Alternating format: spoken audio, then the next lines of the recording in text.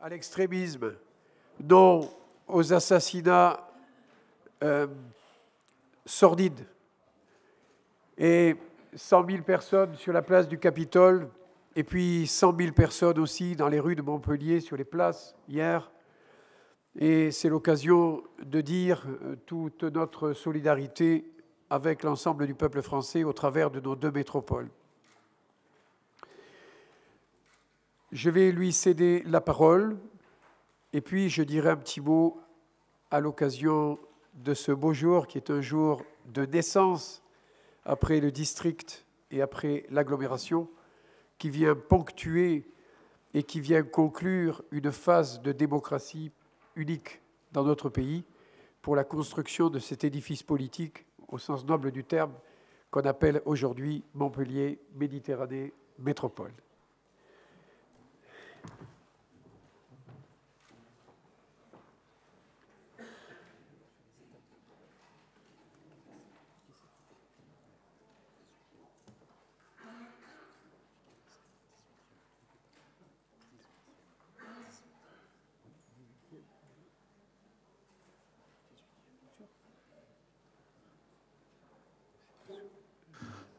Ça marche? C'est bon.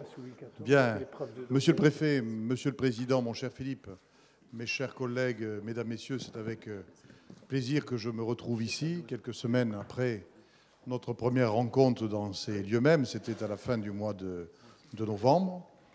Nous nous retrouvons effectivement dans le contexte du drame que notre pays a vécu et en même temps du formidable sursaut républicain qui s'est déployé avec une force que nous n'avions pas connue depuis la Libération. Et je ne suis pas surpris et je suis heureux de voir que Montpellier et Toulouse ont été sur la même longueur d'onde, une fois de plus, parce que ce sont deux villes qui ont les valeurs de la démocratie, de la République, profondément ancrées en elles. Ce sont deux villes, on aura l'occasion d'en reparler, qui ont également la soif de la connaissance, chevillés à leur identité. Et il me semble que quand on a effectivement le soif de la connaissance, la soif du savoir, le goût de la science, eh bien tout ce qui peut ramener vers l'obscurantisme, il n'en est pas question.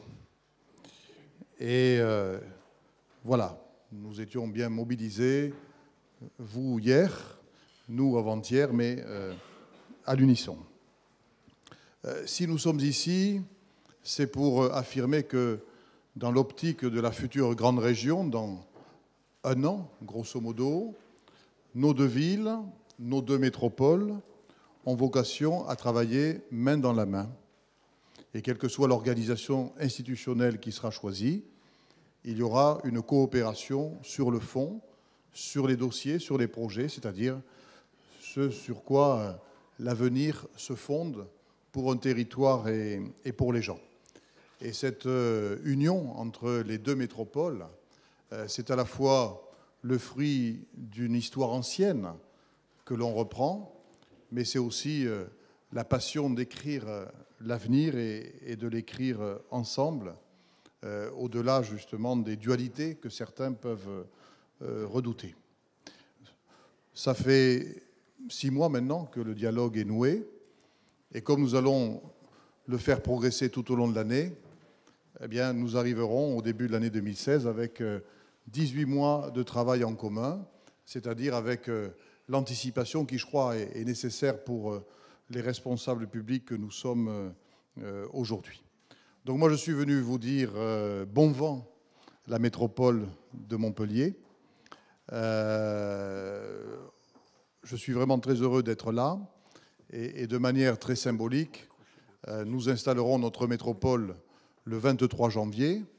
On devait le faire jeudi dernier, mais bien évidemment, on a reporté tout ça. Et Philippe sera là de la même manière et prendra la parole à Toulouse. Voilà. Et je crois que le fait de fabriquer ces actes symboliques forts devant tout le monde, ce sont des messages que nous passons. Le premier des messages aussi, c'est celui de la confiance que nous avons dans l'échelon métropolitain. Nous pensons qu'en étant métropole, on pourra mutualiser, on pourra rassembler les forces, mettre de la cohérence, mettre de la pertinence, par les temps qui courent, de tensions budgétaires, également optimiser la dépense publique, prioriser de manière plus pertinente. Nous pensons qu'effectivement, la métropole nous permet de démultiplier les forces qui sont en nous, de fédérer dans un moment où les Français nous demandent d'apaiser les divisions. Et c'est vrai que l'intercommunalité, par nature, depuis toujours, porte les uns et les autres à travailler ensemble, à mettre ensemble les forces. Et puisque nous sommes dans une période de crise économique, la métropole, par sa dimension, mais aussi par ses attributions, c'est aussi la promesse de projets et de politiques qui vont soutenir le développement économique, qui vont soutenir l'emploi, l'innovation, la recherche et tout ce qui fait l'avenir. Au fond, je crois que l'on peut dire à nos concitoyens qui peuvent se demander ce que c'est qu'une métropole, eh bien, on peut, je pense, leur promettre que c'est un avenir en forme de protection, parce que justement, on rassemble plutôt que de disperser. Ce que je crois aussi, c'est que la métropole, c'est un moyen de conduire l'action publique qui correspond, et peut-être plus encore vivement depuis ce qui s'est passé la semaine dernière, c'est un moyen de faire de la politique, c'est un moyen de conduire l'action publique en dépassant les clivages politiques qui peuvent nous opposer. Il ne s'agit pour personne de renoncer à quelque identité politique que ce soit. Il ne s'agit nullement de gommer quelque sensibilité que ce soit. Il s'agit tout simplement de considérer que dans la démocratie, avec une vision moderne des choses, il y a des temps pour les combats et il y a des temps aussi pour des constructions partenariales qui fédèrent des sensibilités très, très élargies. Je crois que Philippe Sorel et moi-même, nous partageons une vision commune là-dessus, et que nos concitoyens qui sont dans le désarroi aujourd'hui, peut-être plus aujourd'hui qu'il y a une semaine, attendent des responsables publics une capacité à dépasser les clivages au service de projets et au service de dynamiques vers l'avenir. Je terminerai en disant que la métropole, ce n'est pas un produit seul, c'est une force dans un paysage. Et la métropole, que ce soit à Montpellier, à Toulouse, elle a vocation à dialoguer avec les territoires environnants, elle a vocation à établir des liens avec les intercommunalités les plus importantes du territoire régional actuel. Ça s'appelle le dialogue métropolitain, ça s'appelle le pôle métropolitain, mais c'est une démarche dont il faut bien connaître la signification, c'est-à-dire que la force que nous voulons incarner, nous ne la gardons pas pour nous. Nous voulons la diffuser et nous voulons donc pratiquer une solidarité territoriale. Et puis, vous le savez, à l'heure actuelle, le législateur est en train de travailler à la répartition des nouvelles compétences entre collectivités. D'ici la fin du semestre, nous y verrons clair. Ce que je souhaite, c'est que la métropole et la région puissent former un couple institutionnel au service du territoire, au service des projets, que l'on puisse être sur un travail en commun, de la même manière que Montpellier et Toulouse savent et sauront, j'en suis certain, travailler ensemble. Je souhaite que la future région s'appuie sur ces deux métropoles et considère ces deux métropoles pour ce qu'elles sont et ce qu'elles seront, c'est-à-dire les moteurs de la croissance, les moteurs de toute une région. Pour cela, il faut avoir une vision partagée, une vision partenariale où on ne cherche pas à ce que l'un domine l'autre. Et j'espère que le législateur, par les choix qu'il fera dans les mois à venir, permettra l'écriture d'une loi qui assurera l'équilibre dans les pouvoirs, notamment en matière de développement économique et d'aménagement, l'équilibre entre les métropoles et les régions. Et je crois que c'est à cette condition-là que l'on réussira les réformes territoriales en cours, puisque ce sont ces 13 régions et ces 14 métropoles qui seront en place dans un an qui, en réalité, tireront la croissance du pays et seront porteuses des projets les plus structurants pour l'avenir et pour les territoires concernés. Nous avons la chance, dans la future région, d'avoir la perspective d'une région dotée de 2 métropoles. Nous souhaitons qu'elles se développent de manière équilibrée, qu'elles aient des rapports paritaires. Et je note que 3 régions n'auront pas de métropole. Parmi les 13 régions qui viennent, ça sera moins facile pour elles. Eh bien, il faut que nous, cette promesse que la réforme territoriale nous offre la possibilité de formuler, il faut que nous soyons à la hauteur par nos attitudes, par nos décisions, que nous soyons coopératifs, constructifs, et je suis sûr que nous saurons écrire l'avenir ensemble. Je vous remercie.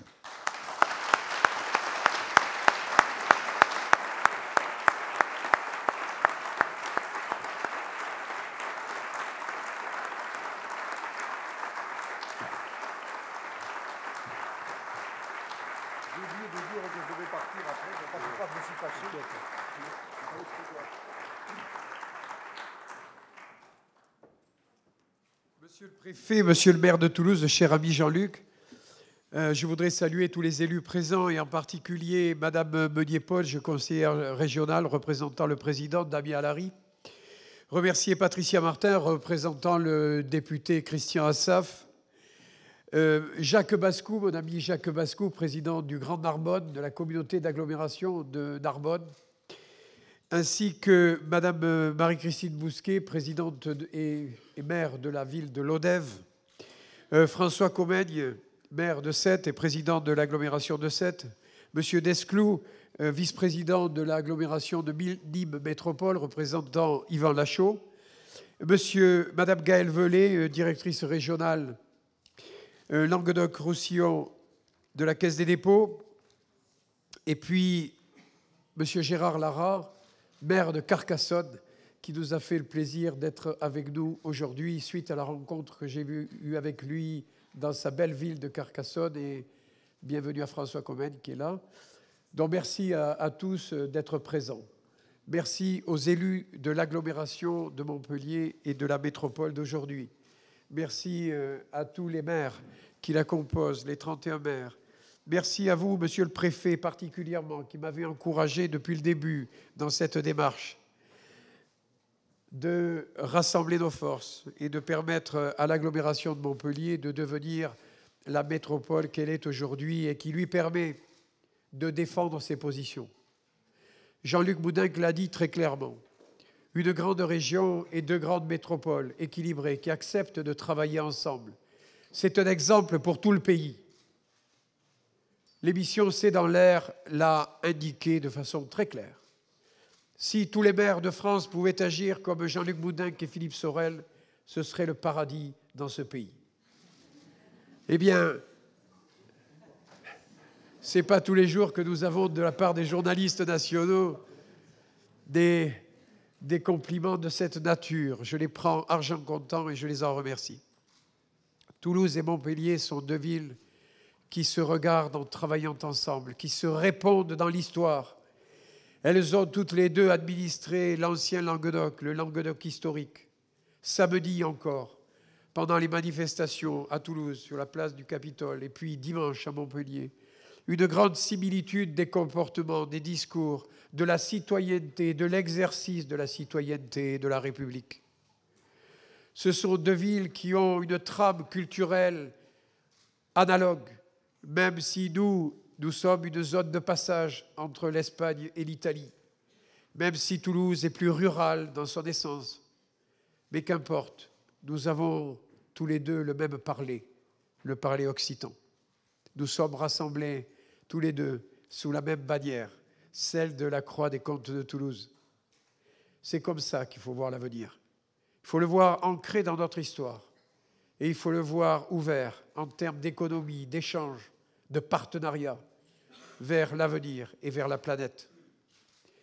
Il ne faut pas résumer l'activité économique de Toulouse, ni celle de Montpellier, à un match Toulouse-Montpellier ou Montpellier-Toulouse. Toulouse travaille avec toutes les grandes cités du monde, comme Montpellier. Et c'est très réducteur de le résumer à cela. Je dis cela pour les détracteurs, pour ceux qui critiquent en permanence. Avec Jean-Luc Boudingue, nous avons commencé notre relation cet été, en plein cœur du mois d'août, sous une chaleur écrasante. Il m'a invité à la mairie de Toulouse et il est venu quelque temps après ici à l'agglomération de Montpellier. Nous ne sommes pas de la même couleur politique, mais nous avons tous les deux une seule idée en tête, le bien-être de nos concitoyens et le développement économique de l'ensemble des territoires dont nous avons la charge. Et ça, on peut le partager. On peut le partager sur une série de propositions, que ce soit en termes de mobilité, que ce soit en termes de santé et de médecine, que ce soit en termes de numérique, où Toulouse et Montpellier ont obtenu le label French Tech. Nous avons beaucoup de travail à faire ensemble. Et avec le maire de Toulouse, nous avons prévu de faire passer en séance publique un vœu commun, un vœu dans lequel nous dirons, aussi bien Jean-Luc Boudingue que moi-même, que nous sommes capables de développer nos cités en protégeant l'ensemble des structures qui s'y trouvent déjà et en respectant l'une et l'autre ville, l'une et l'autre métropole. C'est une première, là aussi, et c'est la volonté des villes du Sud que de s'entendre, et c'est leur intérêt. Vous savez, dans le Sud, c'est la terre des troubadours, c'est la terre des trouvères, c'est la terre de ceux qui chantent la poésie, pendant que les seigneurs du Nord guerroyaient. Nous avions des cours d'amour, où nous chantions la poésie avec les notes de musique. Eh bien, c'est un peu cela que nous voulons refaire. Proposer ici une autre façon de faire de la politique, une autre façon d'aimer le territoire, une autre façon de défendre la culture, une autre façon de promouvoir l'économie de nos deux métropoles respectives. Toulouse a un grand territoire et puissante, l'aéronautique, l'aérospatiale, le cancéropole, l'oncopole, les universités. Nous sommes moins puissants dans ces domaines-là, mais nous avons d'autres atouts, aussi bien dans l'université que dans la santé, que dans la médecine, que dans le numérique. Et nous avons un pôle métropolitain en construction, riche d'une trentaine d'agglomérations susceptibles d'apporter la puissance nécessaire à la ville de Montpellier pour être vraiment un pôle d'équilibre respectable à celui de Toulouse. C'est comme ça que nous voyons les choses. Et c'est un grand plaisir, un grand honneur, à la suite de François Delmas, maire de Montpellier, qui a créé le district, à la suite de Georges Frêche, maire de Montpellier, qui a créé l'agglomération, d'être aujourd'hui en position de pouvoir donner naissance à cette métropole qui est la seule en France à avoir été décidée par ses maires et ses élus, à avoir arpenté le processus démocratique et qui n'a pas été créée sous le coup de la loi, mais bel et bien par un échange, par une négociation, par le partage. Et c'est de cela que nous devons nous inspirer pour continuer à œuvrer et à porter le schéma politique que nous avons prouvé un peu au-delà de nos frontières. Alors, merci Jean-Luc, j'aurai grand plaisir, avec Monsieur le préfet de Haute-Garonne, en présence du préfet de Haute-Garonne, d'être à tes côtés pour ouvrir les travaux de Toulouse Métropole le 23 janvier, afin de donner au pays tout entier une image, l'image du Sud rassemblé, l'image de politiques qui n'ont pas les mêmes orientations, mais qui sont capables de s'entendre pour l'intérêt général. Et ça, dans la situation actuelle que traversent nos États me paraît fondamental pour nos cités en devenir, mais aussi pour chacun des citoyens dont nous avons la grande responsabilité. Je vous remercie.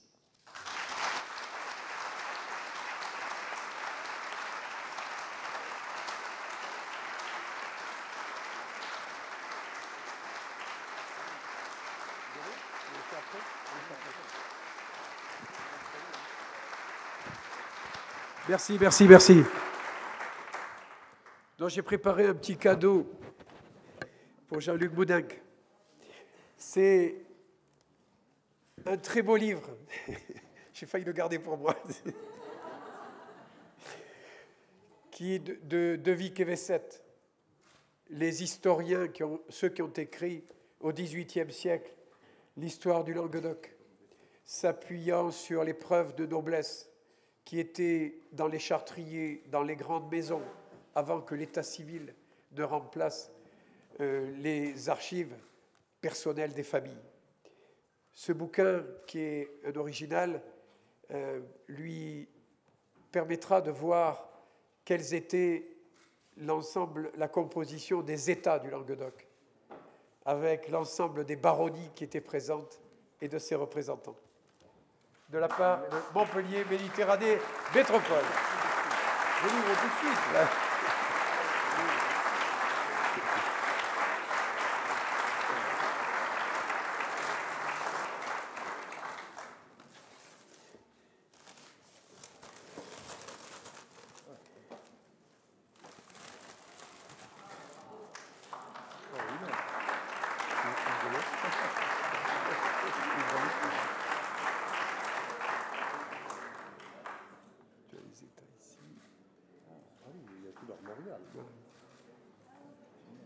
L'évêque de Lavore. L'évêque de Lavore, par exemple.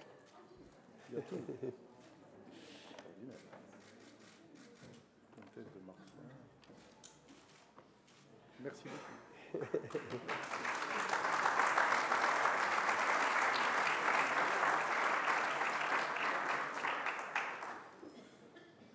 Voilà, Jean-Luc Boudingue doit nous quitter maintenant parce qu'il a beaucoup de boulot sur la planche à Toulouse. Donc je voudrais le remercier et en votre nom lui dire que Montpellier Méditerranée Métropole l'accueillera de façon permanente, comme invité permanent, ici à Montpellier. Merci.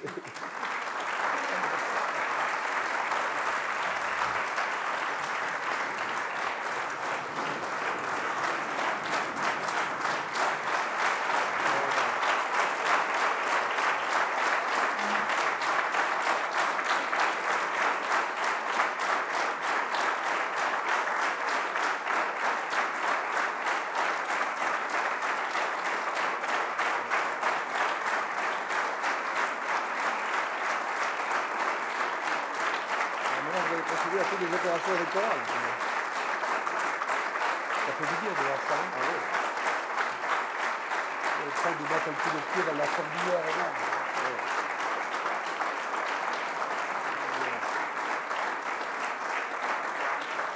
Allez, ça s'appelle monsieur le président. Allons enfants de la patrie, le jour de gloire est arrivé.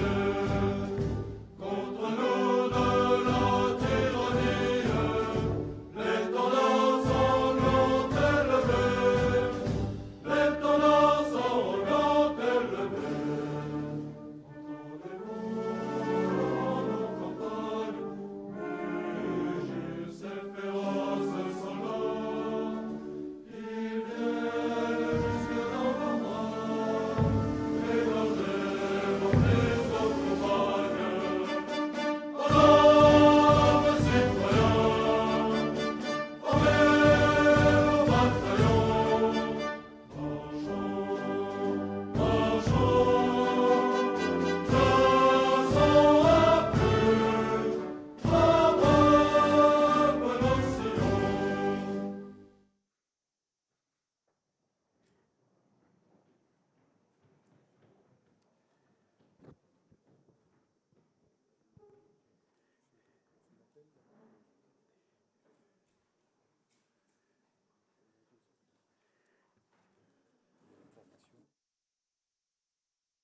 Information en début de conseil.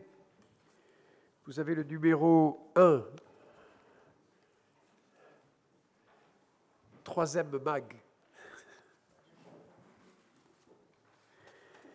avec qui va être désormais la forme que va revêtir le journal de l'agglomération.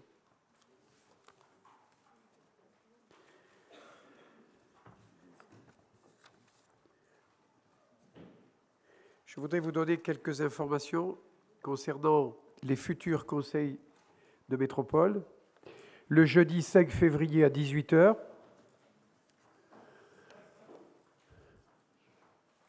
le jeudi 5 mars à 18h,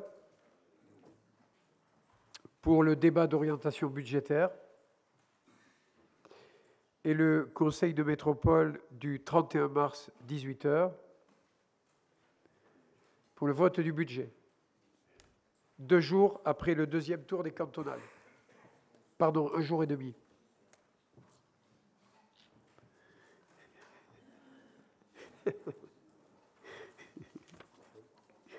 Je vais donc faire l'appel, exceptionnellement. Ville de Bayargues, M. Jean-Luc Messonnier, Mme Aline Destayat. Pour la ville de Beaulieu, M. Arnaud Moignier. Ville de Castelnau-le-Lez, M. Jean-Pierre Grand. Mme Catherine Dardet.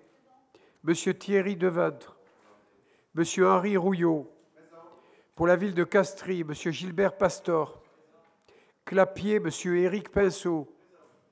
Courdon-Sec, Mme Régine Hiller. Courdon-Terral, M. Thierry Bresse. Fabrègue, M. Jean-Marc Alauzet. Madame Mylène Fourcade. Grabel, M. Revol. Madame Claire Jabadot. Jacou, M. Renaud Calva. Juvillac, M. Jean-Luc Savy. Madame Marie-Pierre Padeloup. Latte, M. Cyril Meunier. Madame Carole Donada. Madame Rosie Buono. M. Éric Pastor. M. Jean-Noël Fourcade. Ville de la Vérune, M. Roger Kézergue. Ville du Crès, M. Pierre Bonal. Mme Marie-Christine Panos. Ville de Montaut, M. Joël Raymond. Ville de Montferrier-sur-Lez, M. Michel Fraisse. Ville de Montpellier, M. Fabien Habert. Mme Lorraine Acquier. M. Guy Barral. Mme Valérie Bartas-Orsal.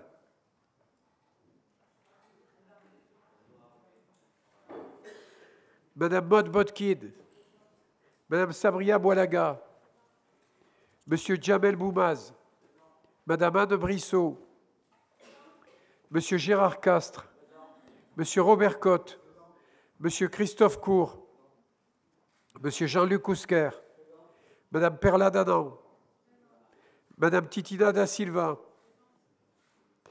Monsieur Henri de Verbizier, Madame Véronique Demont,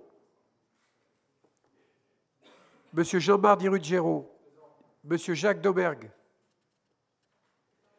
Madame Michel Ledré, Monsieur Abdi El Kadoussi, Madame Julie Fraîche, Madame Clara Hart, Madame France Jamet, Madame Stéphanie Janin, Madame Sonia Kerat-Gueven, Monsieur Pascal Krizinski, Monsieur Gérard Landelong, Monsieur Alex Larue, Monsieur Max Lévita, Madame Chantal Lévy-Rameau, Monsieur Moustapha Majdoul, Monsieur Jérémy Malek, Madame Chantal Marion, Madame Isabelle Marsala, Monsieur Hervé Martin, Madame Patricia Miranès, Monsieur Jean-Pierre Bourg, Madame Caroline Navarre, Madame Véronique Pérez, Madame Cantali Foutassang, Madame Marianne Santarelli, Philippe Sorel présent,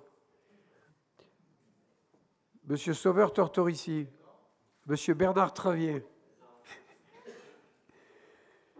Madame Aniyag, Monsieur Rabi Youssous, Ville de Burviel et Montpellier, Madame Isabelle Touzard, Pérol, Monsieur Jean-Pierre Ricot, Madame Isabelle Giadiel, Ville de Pignan, Madame Michel Cassard, Monsieur Thierry Quinès, Ville de Prades-le-Lez, Monsieur Jean-Marc Lusser, Ville de Restin-Clière, M. Geniès Balazin. Ville de Saint-Brest, M. Laurent Jaoul. Ville de Sainte-Drézéry, Mme Jackie Galabron-Boulbe. Ville de Saint-Geniès-des-Bourgues, M. Yvon Pelé. Ville de Saint-Georges-d'Orc, M. Jean-François Audrin. Ville de Saint-Jean-de-Vénas, Mme Isabelle Guiraud. M. Éric Petit. Ville de Saussan, M. Joël Véra. Ville de Sussargues, Mme Eliane Lioré.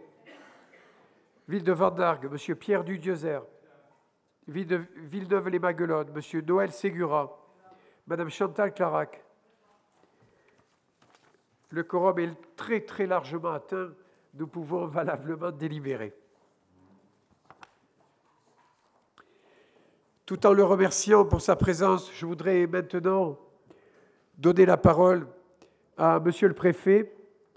J'ai souhaité que Monsieur le Préfet soit présent à nos côtés, car il s'agit là d'abord, concernant les métropoles, de l'observation de la loi, mais aussi parce que l'État, en matière d'administration, d'aménagement du territoire, en matière de cohésion sociale, avec les contrats de ville, la politique de la ville, qui est devenue compétence métropolitaine, eh bien, travaille très intimement aux côtés de la ville de Montpellier et surtout maintenant de la métropole. Donc, Monsieur le Préfet, c'est avec grand plaisir que je vous cède la parole.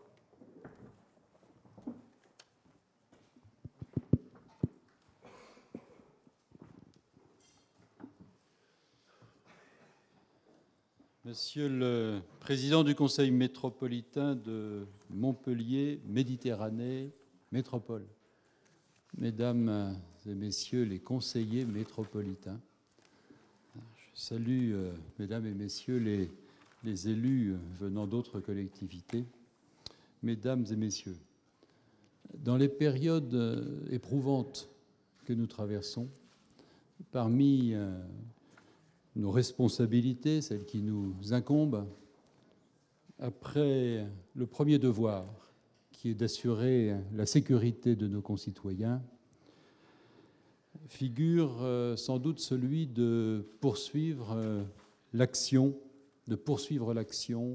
au quotidien.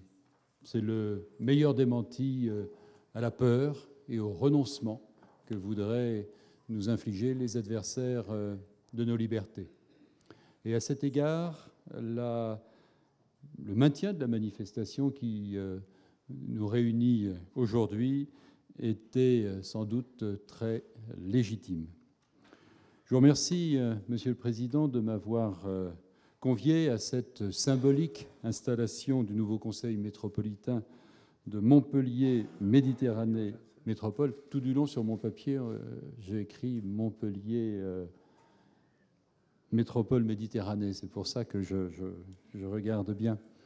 Je vous remercie de m'avoir invité parce qu'il est assez rare que le représentant de l'État se rende à une séance d'une instance délibérative comme la vôtre. Mais bien sûr, l'événement le mérite, tant il est un jalon important dans l'histoire de Montpellier et de son agglomération. Le gouvernement a engagé depuis 2012 de nombreuses réformes, toutes orientées vers la reconquête de notre compétitivité et pour l'emploi. La réforme territoriale en est une, essentielle. Elle comprend la création de 13 nouvelles régions, dont celle regroupant le Languedoc-Roussillon et Midi-Pyrénées. Elle propose aussi la clarification de la répartition des compétences entre les différents niveaux de collectivités locales. Elle passe enfin par une réflexion qu'on souhaiterait stimulante sur le nombre, la dimension et les compétences des intercommunalités. La réforme territoriale, enfin, entend modifier, transformer pour plusieurs décennies l'architecture et la physionomie territoriale de la République. Et au cœur de cette réforme territoriale figure l'affirmation des métropoles. L'affirmation des métropoles. Cette volonté s'appuie sur des bouleversements démographiques profonds qu'a connus notre pays. La France, en effet, a profondément changé ces 30 dernières années. Elle a gagné 10 millions d'habitants. Les limites anciennes entre les villes et les campagnes se sont de plus en plus estompées. Les 3/4 de notre population, désormais, se concentrent sur 20% de notre territoire. Et l'agglomération de Montpellier, à cet égard, est tout à fait caractéristique de ces bouleversements territoriaux et démographiques. Elle ne comptait qu'un peu plus de 320 000 habitants en 1990, tandis que les récentes projections de l'INSEE prévoient une métropole de 500 000 habitants à l'horizon 2030.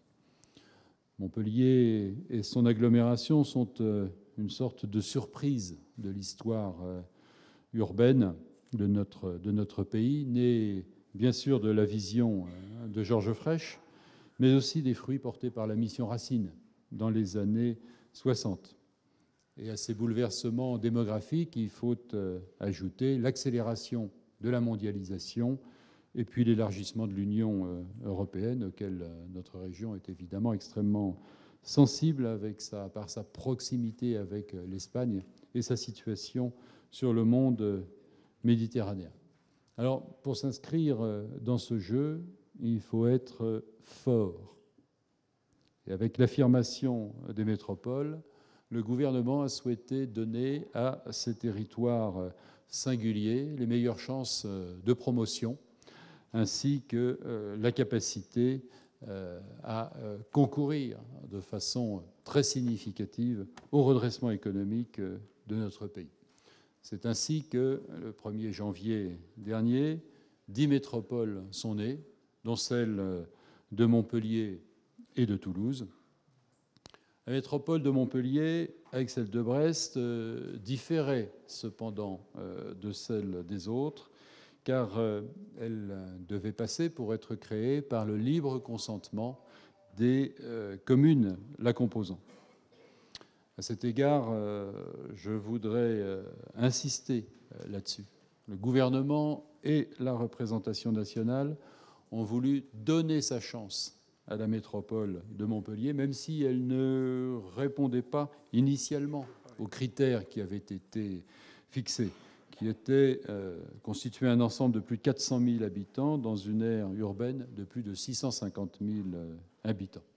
Donner sa chance compte tenu de la croissance encore à venir de sa population. Et puis, permettez-moi une notation plus personnelle.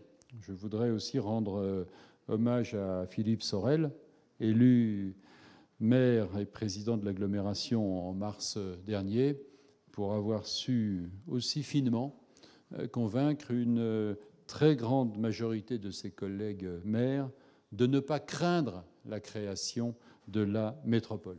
En effet, 26 des 31 communes de la communauté d'agglomération de Montpellier, représentant plus de 95% de la population concernée, se sont prononcées favorablement à cette transformation. Qu'est-ce qu'une métropole ? L'institution a surtout pour objet de valoriser les fonctions économiques métropolitaines et ses réseaux de transport, de développer des ressources universitaires, de recherche, d'innovation. Elle assure également la promotion internationale du territoire. Elle est compétente en matière d'aménagement de l'espace grâce au plan local d'urbanisme intercommunal. Elle doit, et je l'ai déjà dit, être un très dynamique catalyseur de croissance et de création d'emplois. Alors la métropole pourra ensuite demander au Conseil régional le transfert de compétences liées au lycée, liées au développement économique. Demander au Conseil général le transfert de compétences liées à l'insertion, aux routes, au collège. Demander à l'État des compétences sur le logement des plus démunis.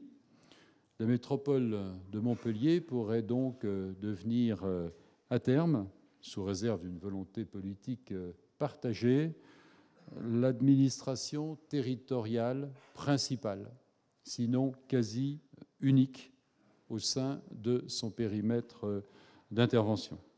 C'est une responsabilité considérable qui vous est ainsi confiée. Il manquera toutefois à votre métropole, à ce stade, 2 infrastructures majeures, un aéroport et un port. C'est pourquoi, au-delà de votre territoire actuel, il est si important de nouer des relations sereines, de jeter des ponts vers les territoires voisins, territoires proches, comme le Pays de l'Or ou Taux-Aglo, ou plus lointains, comme ceux de Nîmes, de Béziers ou de Lodève. Mais je comprends que s'esquisse déjà le principe d'un pôle métropolitain, et l'État l'accompagnera dans sa création et dans ses développements. Un autre enjeu de la création de la métropole de Montpellier est bien sûr de pouvoir répondre au défi national d'une plus grande maîtrise de nos finances publiques. Certes, la création de la métropole, de cette EPCI, permettra sans doute de consolider les dotations de l'État. Mais il vous faut également réfléchir aux possibilités de mutualiser, et ce dans un avenir que je souhaite très proche, mutualiser les compétences et donc les services entre la métropole et les communes, et pas uniquement les services de la commune centre. Pour 2015, j'ai accepté que des conventions transitoires soient passées pour parer au plus pressé, pour assurer la continuité du service public, pour sécuriser le statut des personnels. 2015. Mais au-delà, il faudra mutualiser, tout en préservant, ça je sais, Monsieur le Président, que vous y êtes attaché, tout en préservant la collégialité dans la prise de décision liée aux compétences obligatoires de la métropole. Ce chemin vers davantage de mutualisation et donc vers davantage d'intégration intercommunale, c'est un des plus sûrs moyens de répondre aux contraintes budgétaires qui resteront, je le crains, importantes durant les prochaines années. L'État a souhaité l'émergence de Montpellier Méditerranée Métropole et l'État continuera à vous accompagner. Nous aurons à discuter très prochainement du volet métropolitain du contrat de plan État-région, dont le protocole d'accord initial a été signé entre le Premier ministre et le président du Conseil régional à Montpellier le 22 décembre dernier.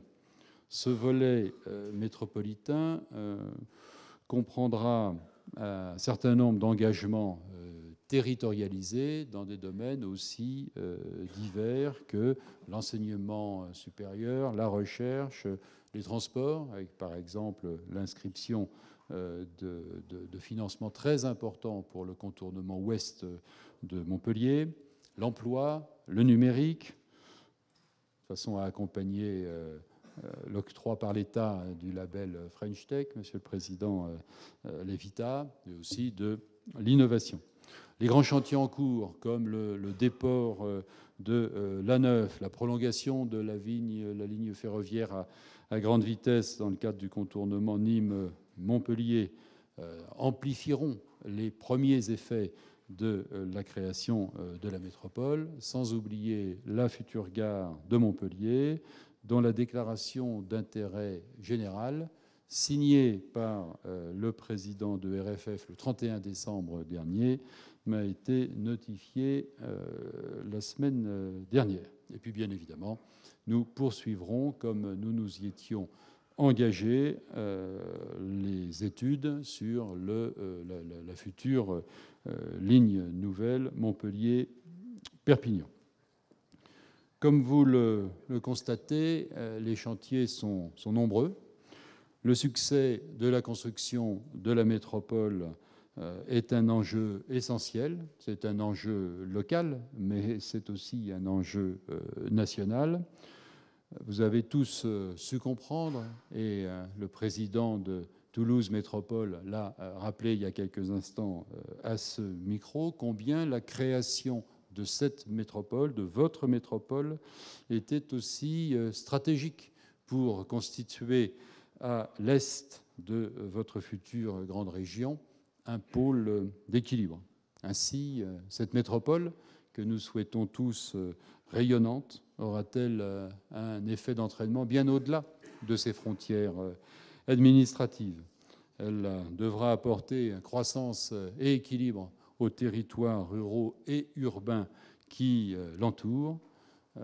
Ça, je n'en doute pas. Alors, au nom de l'État et au nom du gouvernement, je vous félicite très sincèrement pour cette création, 50 ans après la création du district de Montpellier en janvier 1965. Je vous remercie.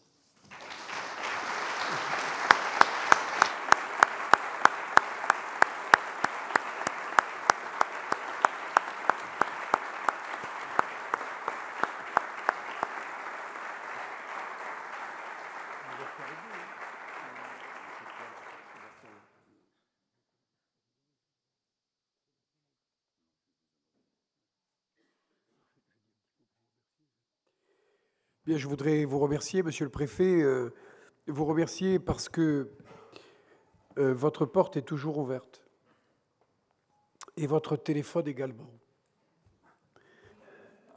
Que ce soit le samedi, le dimanche à point d'heure, je sais qu'avec vous, je peux compter sur l'État. Et comme moi je suis un fervent partisan de l'État, la République forte, ça me rassure. Parce qu'il y a des moments où on traverse un peu le doute. Et lorsque les événements sont graves, il est bon de pouvoir avoir quelqu'un sur qui l'on peut compter. Et Monsieur le Préfet, même si quelquefois j'ai un look un peu qui n'est pas le même que celui des maires des autres grandes villes, qui vous a surpris en arrivant, je sais que vous me faites confiance sur le fond. Et que sur le fond, il n'y a aucune entorse aux valeurs qui sont les nôtres. Celles de la République, celles de la démocratie, celles de nos valeurs partagées, celles de la puissance de notre pays lorsqu'il est rassemblé et lorsque nous sommes capables de nous mettre autour de la table pour discuter et faire avancer les choses. Donc voilà, ce sont de grands remerciements que je voudrais vous adresser parce que dans cette affaire, nous avons besoin de l'État. Je profite de l'occasion pour, après vous avoir remercié, remercier le gouvernement. D'abord, le président de la République, François Hollande, qui a été informé en direct par moi-même des avancées de la métropole. Le Premier ministre, mon ami Manuel Valls, qui a été également informé de façon permanente et immédiate. Et Bernard Cazeneuve, le ministre de l'Intérieur, qui a également été tenu au courant des avancées de la métropole de Montpellier.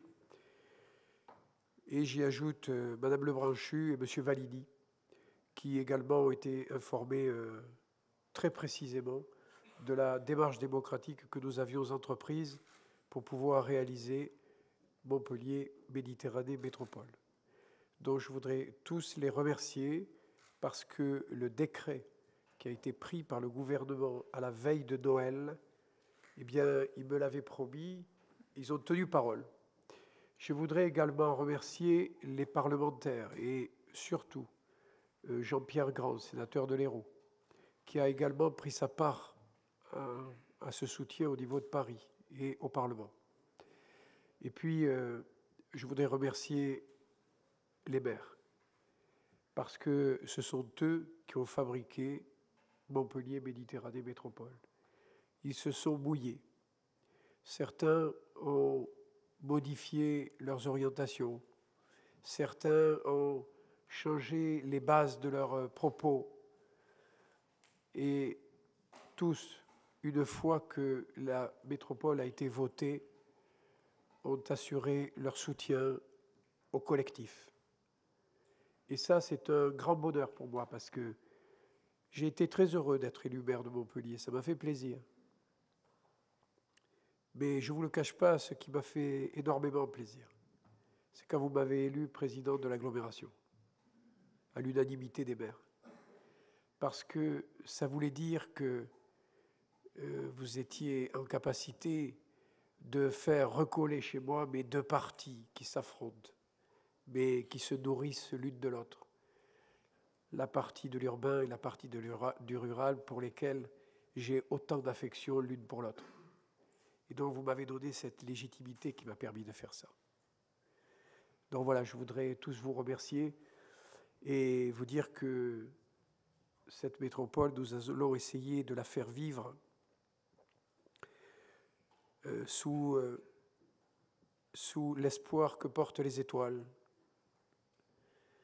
parce que nous en avons tous besoin, ici dans le Sud et partout dans le pays. Je vous remercie. C'est normal. On a des fumants à accompagner.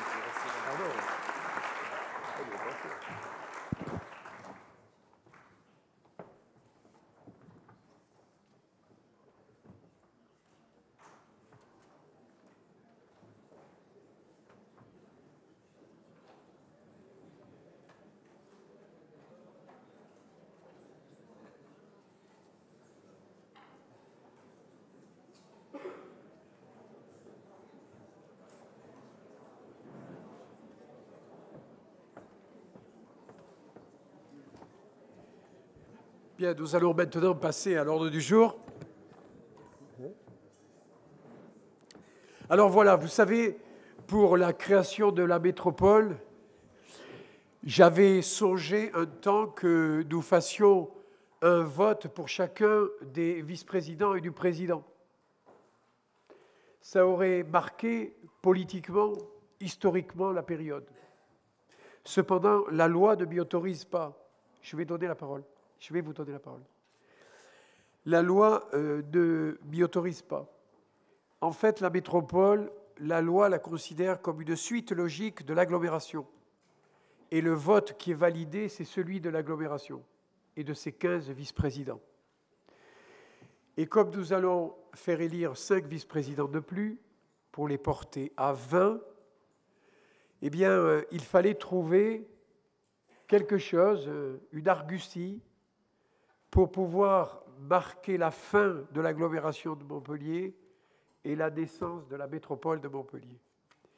Alors j'ai pensé que symboliquement, et j'espère que ça vous fera plaisir, j'ai fait fabriquer des écharpes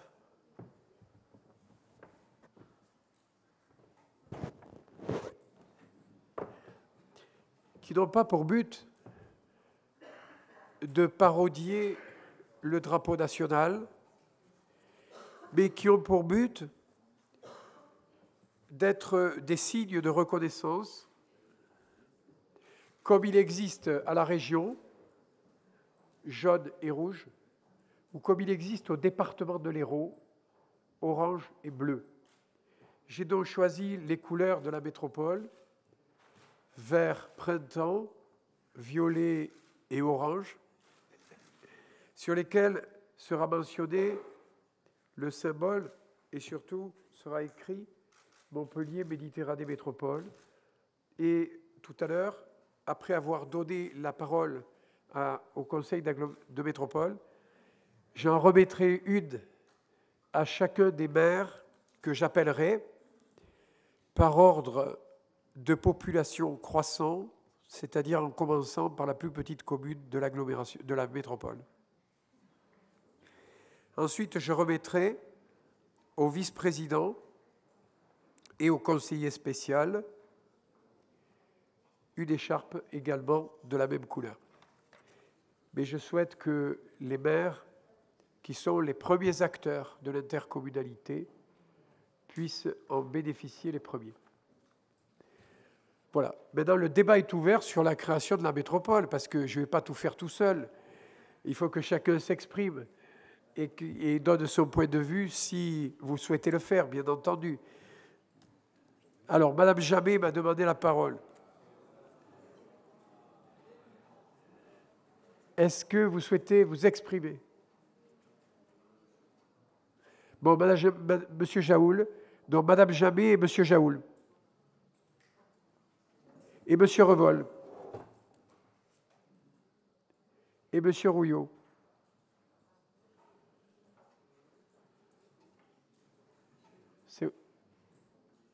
Et Monsieur Lusser.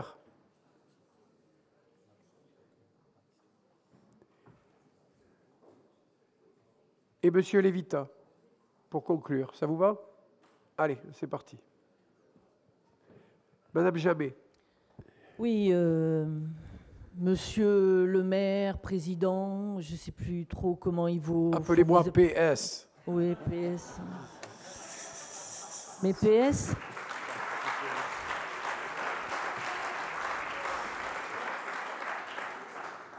PS, ça, je n'en ai jamais douté. Hein. Bien, je voulais faire une dernière intervention. J'aurais préféré la faire en présence de vos prestigieux invités. Bon, ce n'est pas un chant du cygne, ce n'est pas un baroud d'honneur. Je serais curieuse de savoir ce que mes collègues pourront rajouter derrière ce dernier mot que je voudrais faire sur, non pas ce que vous appelez un jour de naissance, mais que je considère, moi, comme un jour de renoncement. Pas un jour de construction, comme le disait M. Moudinque, mais un jour de déconstruction de nos territoires, de nos communes et de nos départements. Je l'ai déjà dit, je l'ai décliné, j'ai essayé de vous l'expliquer, je n'ai pas été entendu. Et tout cela va se faire au détriment de nos zones rurales, nos services publics et de nos concitoyens qui, curieusement, et encore je le répète, n'ont pas été interrogés là-dessus. D'ailleurs, j'en veux pour preuve, mon attention a été attirée par ce magnifique logo dont nous bénéficions notamment sur les étiquettes, et où il n'aura pas échappé à aucun d'entre vous, et en tout cas aux maires qui composent cette prestigieuse métropole, que le nom de leur commune a disparu. Voilà, avant vous aviez un nom, vous aviez une commune. Vous inquiétez pas, je vais les appeler et je vais bien prononcer la commune. Parce que moi, je les aime toutes, les communes de l'Aglo. Ils ne sont plus inscrits, ils ne sont plus sacralisés, ils ne sont plus sur le papier. D'autre part, tout à l'heure, bon, je vous rappelle, monsieur le maire de Toulouse rappelait que la métropole était une force. Moi, je vous dis que c'est une force centrifuge qui a rendu exsangue le reste de nos territoires, et je me fais beaucoup de soucis pour le nôtre, et peut-être pas forcément de nos territoires ruraux alentour de Montpellier, mais peut-être même, puisque je vous l'ai dit, il ne faut pas confondre métropole et capitale. Alors moi, j'aimerais aussi que vous m'expliquiez, que quelqu'un m'explique pourquoi ce sera plus facile. Pour qui et pourquoi? Vous parliez aussi tout à l'heure de paradis, et vous parliez de cette fameuse émission, vous regardez la télé, c'est bien, c'est une très bonne émission, c'est dans l'air. Je n'ai pas eu l'heure de la voir, de l'écouter, mais je tiens à vous dire qu'à mon avis, ce à quoi éventuellement on aurait pu rendre hommage, c'est pas tant au travail que vous avez fait en commun pour métropoliser nos territoires, mais je pense avant tout pour la capacité de dialogue que personne ne vous refusera. Mais c'est ce qui devrait normalement, je pense, prévaloir dans toutes les relations en matière de démocratie et quelles que soient nos collectivités. Vous avez, selon moi, employé une métaphore assez curieuse et que je trouve finalement malheureuse, ou métaphore, ou je veux dire une référence historique, quand vous parlez de troubadour, de Trouvert, et je suppose que vous faisiez effectivement allusion à cette prestigieuse, à cette grande époque où les femmes d'ailleurs, avant nos lois paritaires, avaient toute leur place, et où effectivement les seigneurs du Nord se sont confrontés aux seigneurs du Sud, et je tiens à vous rappeler que ce sont les seigneurs du Nord qui ont gagné. Et je vous l'ai dit, je pense que ce sont les seigneurs du Nord de l'Union européenne, c'est les seigneurs de Bruxelles qui nous ont dicté cette trajectoire que nous condamnons. D'autre part, vous parliez de région et de la métropole. Je ne comprends pas toujours les contours que vous êtes en train d'instaurer avec cette métropole qui n'est ni un département ni une région. Au-delà de votre mission que je comprends... Madame Jamé, pour les seigneurs du Nord, ça dépend des époques et des circonstances. C'est vous qui l'avez employé quand vous... Ouais, au Moyen-Âge, ça s'est passé comme ça. Il faut aller jusqu'au bout. Moi, je me dis, voilà. Mais donc, il y a eu des périodes où les seigneurs du Sud ont gagné. Mais vous savez, mais vous n'avez pas tort, parce qu'effectivement, on voit qu'il y avait un combat entre le Nord, entre le Sud. Et moi, je vous dis, vous êtes en train d'instaurer une espèce de compétition malsaine, je pense, entre la région même fusionnée et ces métropoles, et ça ne nous a pas échappé. Et vous l'avez largement décliné.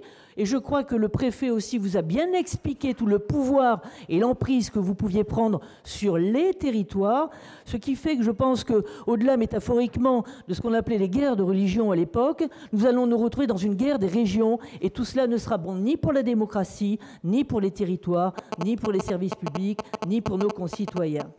Enfin, je voulais dire... et j'en conclurai puisque vous me donnez la réputation d'être trop longue, moi je pense que quand nous sommes finalement la seule voix à nous opposer, nous avons quand même, si ce n'est en tout cas l'opportunité de parler, en tout cas de pouvoir développer comme il se doit des sujets aussi importants que cette décision qui a été prise à l'insu de notre plein gré. Je vous le rappelais la dernière fois, la commune est à la démocratie ce que les écoles sont à la science. Elles la mettent à la portée de tous. Et je constate qu'elles sont en train de disparaître, que c'était notre identité, que c'était un élément fort. Je tiens à vous dire très solennellement que Jamel et moi, nous nous sommes retrouvés tous les deux, tout seuls, à avoir défendu nos communes, à avoir voté contre cette métropole, à avoir défendu nos territoires, nos départements, nos services publics, et je pense aussi par là même la nation.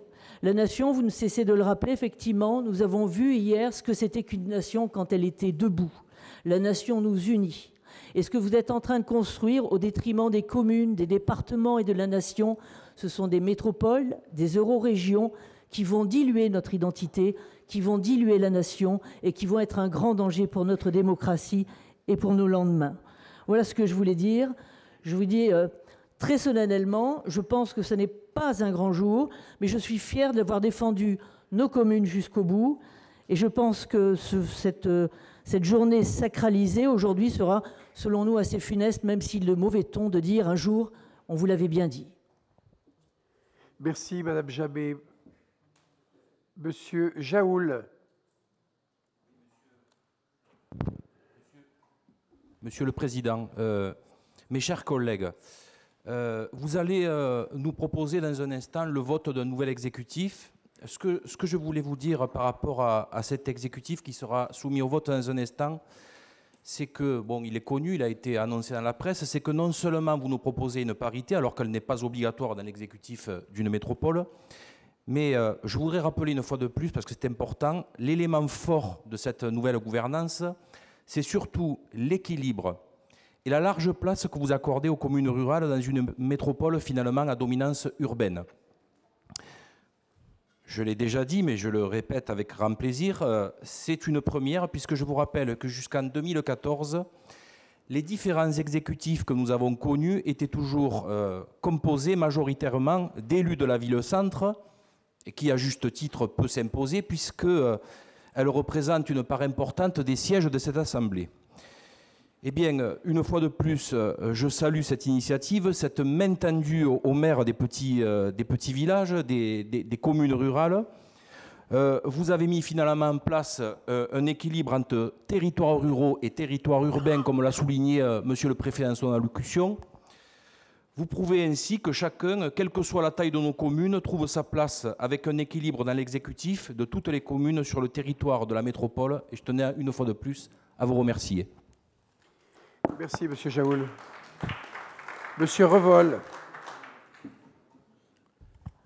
Monsieur le Président, chers collègues, comme vous le savez, ma commune et moi-même avions voté contre la transformation en métropole.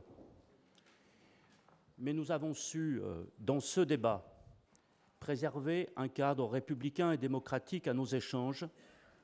Et je pense que ce qui a emporté la décision de la majorité des communes, et cette décision, je la respecte, c'est le fait que nous ayons eu un débat et que nous ayons eu à choisir, à la différence des 13 autres métropoles à qui cette transformation était imposée. Et dans ce débat, nous avons élaboré ensemble cette charte de confiance des 31 maires qui faisait que sur les transferts de compétences dirigés vers l'agglomération, et y compris sur les compétences déjà dirigées vers l'agglomération, nous établissions une nouvelle gouvernance. Une nouvelle gouvernance où les décisions de la métropole se feraient de concert avec les décisions des conseils municipaux concernés. Par là même, c'est d'ailleurs une rupture avec l'ancienne gouvernance de l'agglomération, et pour avoir vécu pendant 6 ans, des décisions prises parfois à mon encontre et à ma commune sans qu'on en délibère. Donc aujourd'hui, nous sommes devant l'épreuve de l'expérience. Il faut que dans les années qui viennent, à commencer par le dossier de l'élaboration des PLU, nous mettions en œuvre de manière pratique cette nouvelle gouvernance. Vous pouvez compter sur la commune de Grabel et sur moi-même pour essayer de faire avancer les choses dans ce partenariat. Car nous pouvons avoir entre nous en République des disputes, comme disaient les Romains, des oppositions, des contradictions. Mais tout ça se fait sur la base du respect de principes, sur la base de déclaration des droits de l'homme et du citoyen.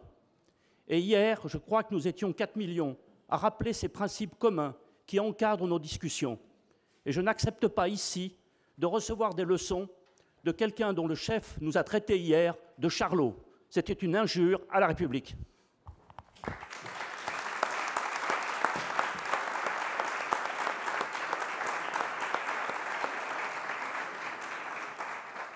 Merci, Monsieur Revol. Monsieur Rouillot. Monsieur Rouillot. Oui, merci Monsieur le Président, chers collègues. Juste 2 petits points. Le premier pour dire, c'est qu'aujourd'hui, c'est le jour d'une naissance, ce n'est pas le jour d'un enterrement. Nous avons souhaité, moi j'ai fait campagne depuis le début pour une métropole négociée, on y est aujourd'hui et c'est très bien comme ça. Et évidemment, l'objectif n'est pas de refaire un débat qui a déjà eu lieu dans cet hémicycle. Je voudrais juste signaler une petite bizarrerie dans la délibération qui nous est proposée sur le nombre de vice-présidents. Si on lit le texte de la délibération, on a l'impression qu'il y a 2 seuils. Il faut faire moins de 20% de l'effectif du conseil communautaire, ce qui nous ferait 19 vice-présidents. Et puis, il faut aussi faire moins de 20%. Moi, j'ai regardé le texte de la loi dit très explicitement 20 vice-présidents. Donc, le vote qu'on va faire me paraît plus conforme à la loi qu'au texte de la délibération. Mais c'est juste pour sourire. Merci, Monsieur Rouillot. Monsieur Lucet.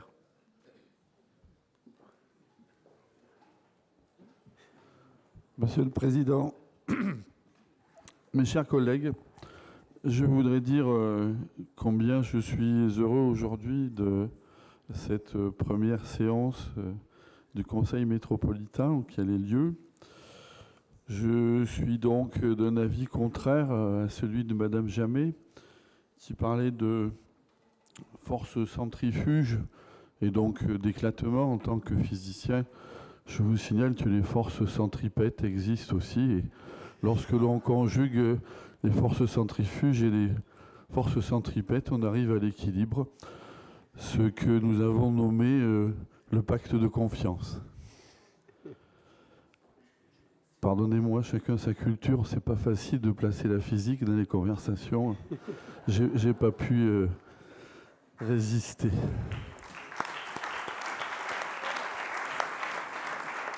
Merci, Monsieur le maire de Prades-le-Lez. Monsieur Max Lévita, pour conclure.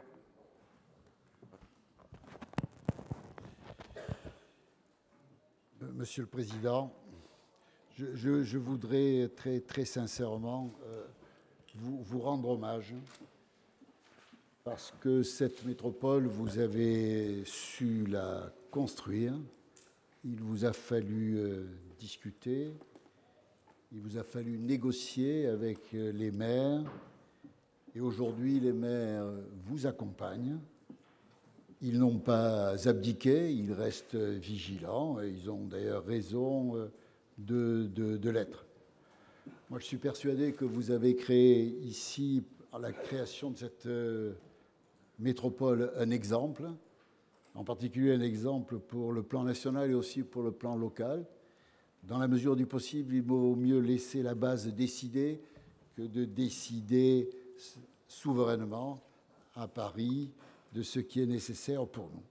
Et finalement, ils nous ont fait un magnifique cadeau, ce dont nous les remercions, en vous laissant la possibilité de créer cette métropole. Les temps sont difficiles, et je suis bien placé aux finances pour le savoir, et mes chers collègues, vous en convaincre, si vous ne l'êtes pas déjà, très prochainement, avec la mise en place du budget primitif de l'année 2015. Vous mettez en place une nouvelle gouvernance avec en particulier la conférence des maires. Je sais qu'ils y sont très sensibles et jusqu'à maintenant, ils vous ont accompagné. À l'intention de Madame Jamet, j'ai un aphorisme chinois à lui proposer. Il ne faut pas confondre la perle avec l'œil du poisson mort. Je vous remercie.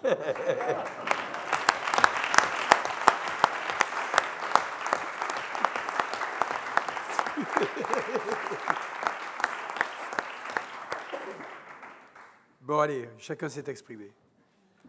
Alors, non, bah, chacun a parlé. Si. Non, mais Madame Jamet, c'est démocratique, chacun.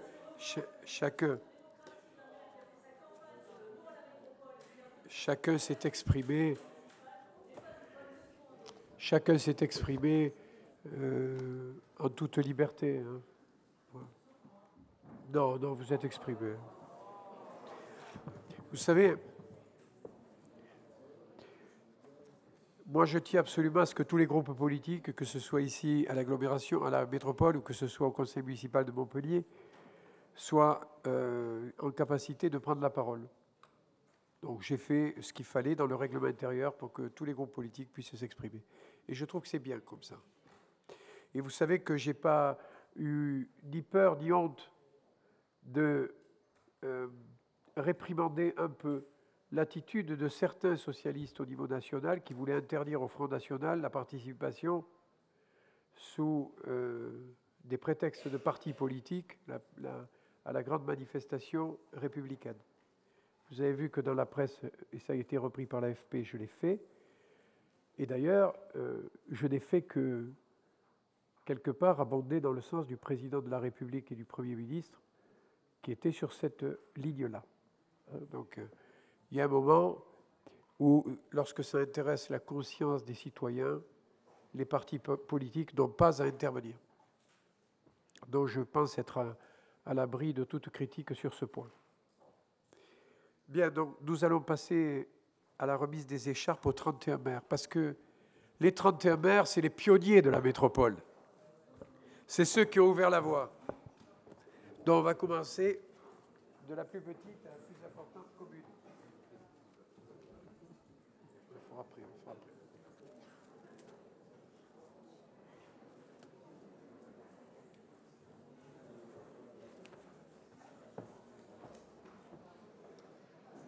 Donc on va appeler Monsieur Joël Raymond, maire de Montaut.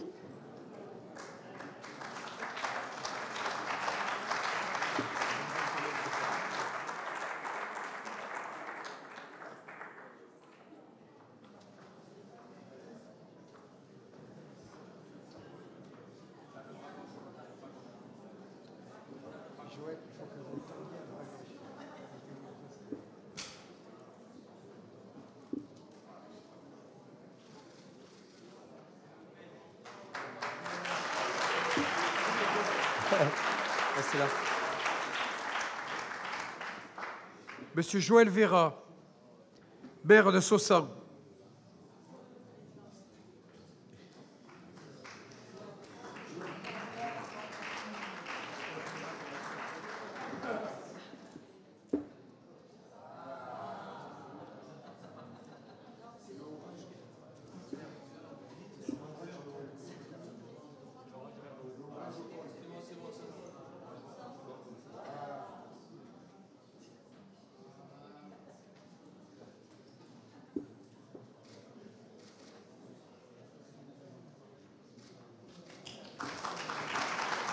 Monsieur Gédiès Balazin, non, oui, Gédiès Balazin, maire de Resté-Clière.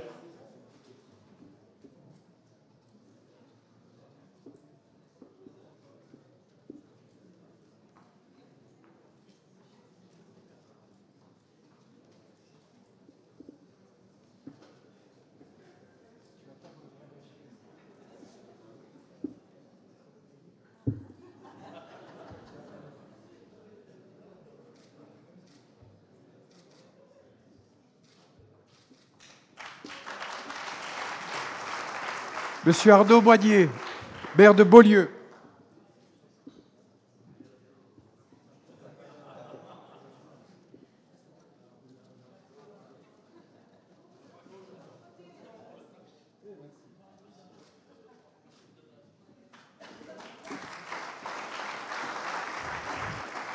Yvon Pelé, Grippé, représenté par Madame Arquillière.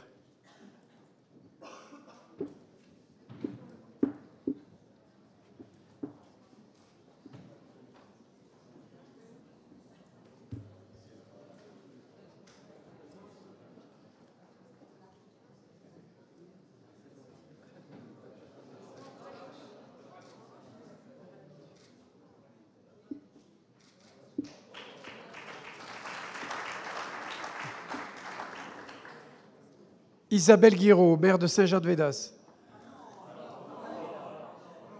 Ah non, j'ai fait... Ah non, mais alors, vous m'avez mis Isabelle Guiraud, maire de Burviel et Montpellier. Alors, Isabelle Touzard, maire de Burviel et Montpellier. Il y a eu une erreur.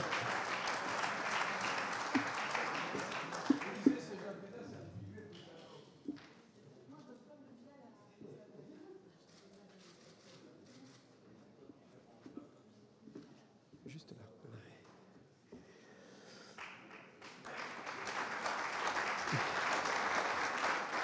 Jackie Galabrin-Boulbe, maire de Sainte-Rézéry.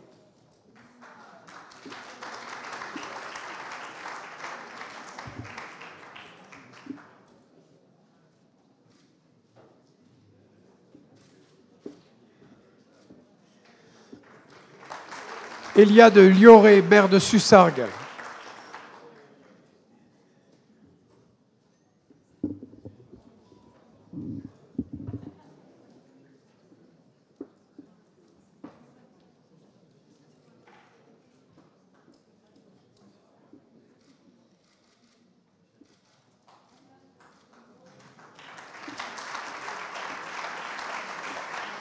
Laurent Jaoul, maire de Saint-Bresse.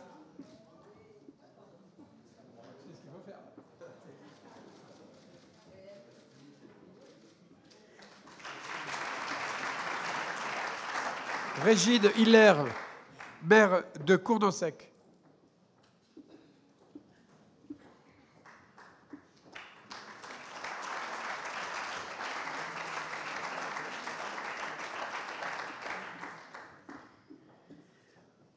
Roger Kézergue, maire de la Vérune.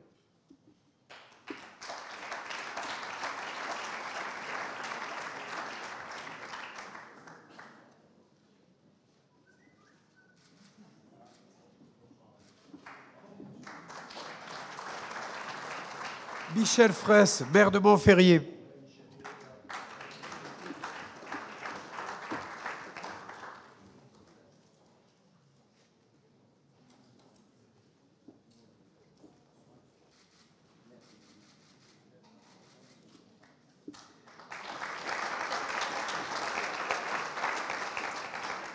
Jean-Marc Lusser, maire de Prades.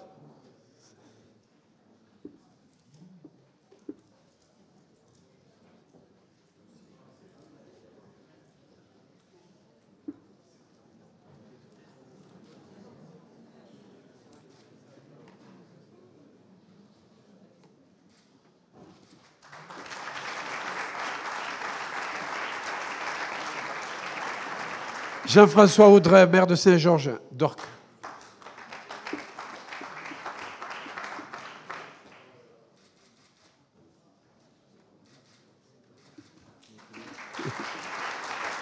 Éric Pinceau, maire de Clapier.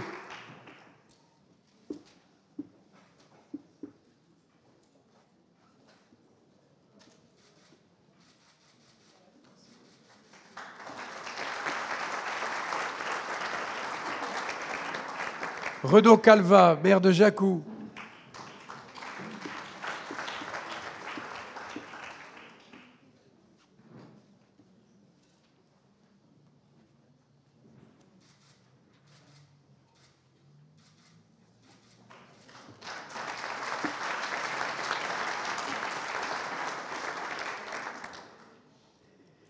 Thierry Bresse, maire de Cournonterral.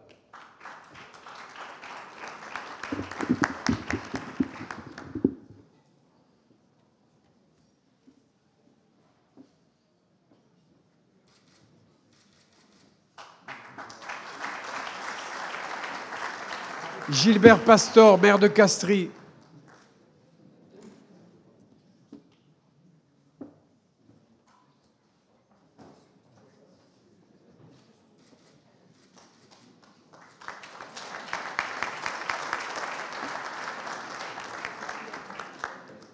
Pierre Dudieuzer, maire de Vendargues.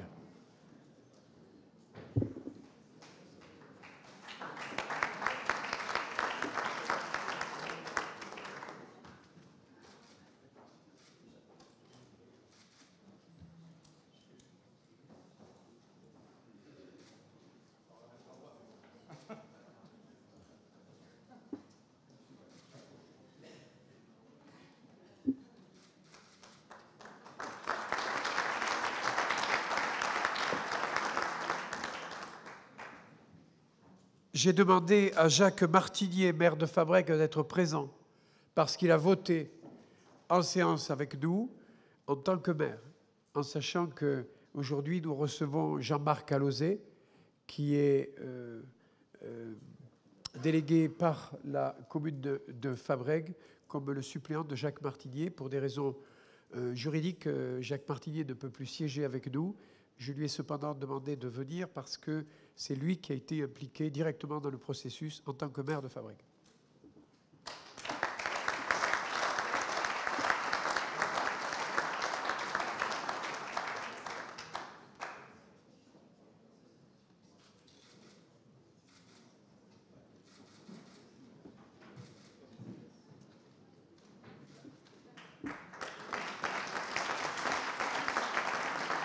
Michel Cassard, maire de Pignan.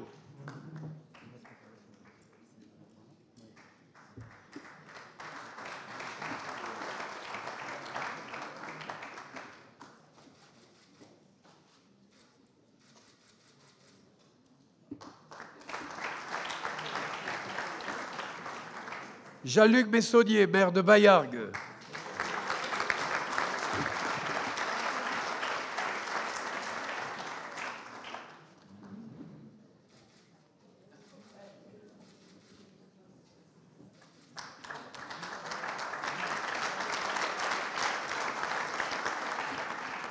René Revol, maire de Grabel.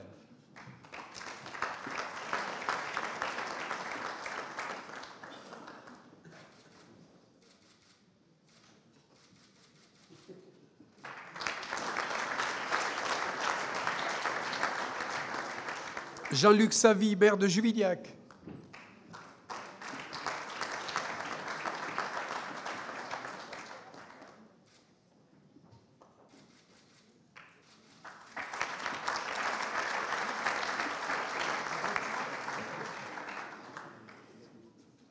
Pierre Bonal, maire du Crest.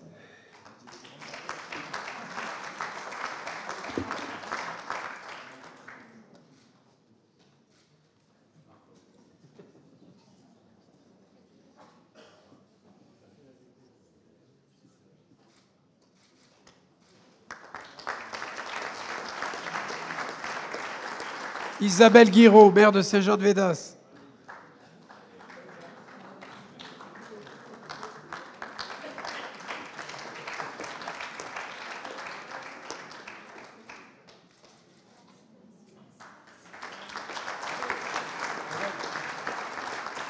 Jean-Pierre Ricot, maire de Pérols.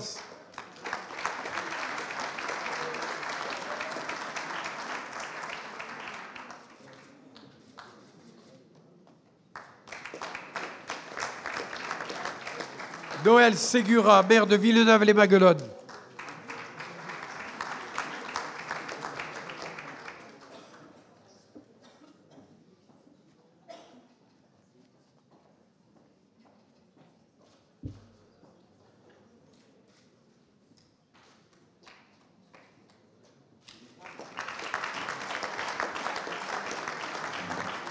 Cyril Meunier, maire de Latte.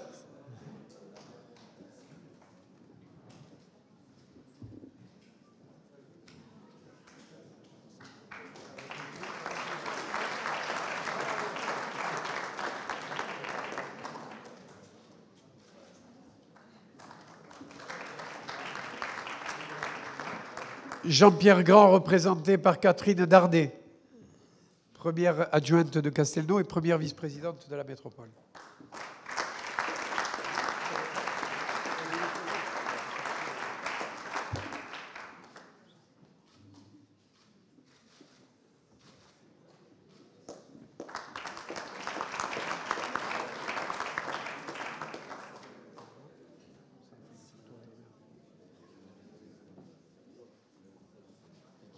Voilà, on fait une photo avec les mêmes.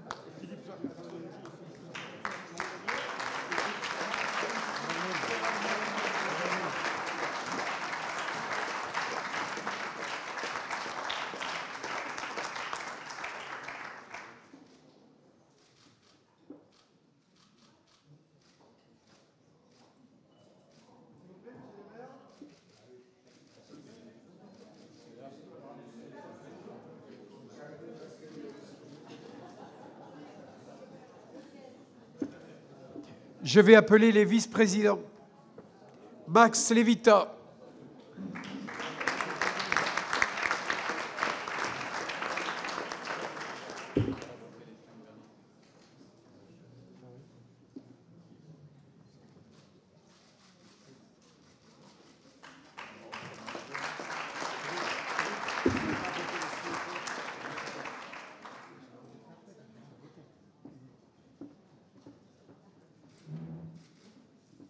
Stéphanie Jadin.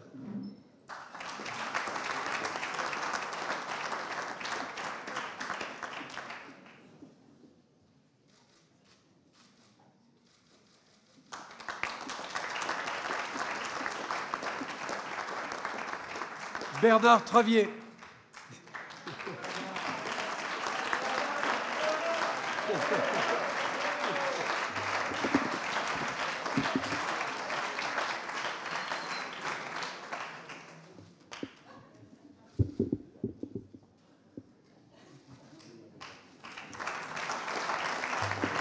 Isabelle Gianiel. Isabelle Gianiel.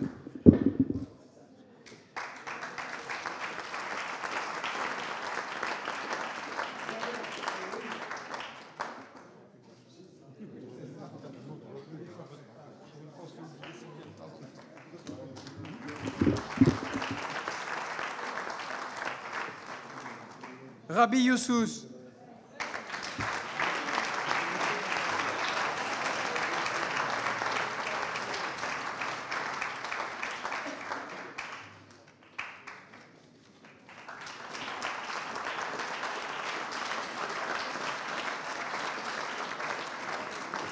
Chantal Marion.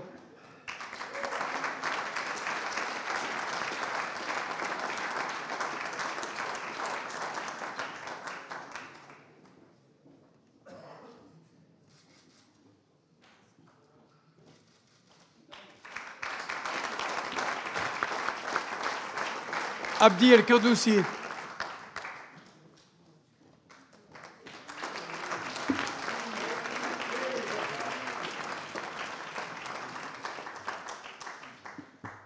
Voilà. Les maires, les conseillers spéciaux, les conseillers, les vice-présidents, avant de voter les 5 autres vice-présidents. Ils auront 2 écharpes alors. Non, les maires ne prennent que des écharpes. Mais on fera une photo tout à l'heure, si vous êtes d'accord, avec les vice-présidents élus. Vous pouvez regagner vos places. Merci beaucoup, c'est super.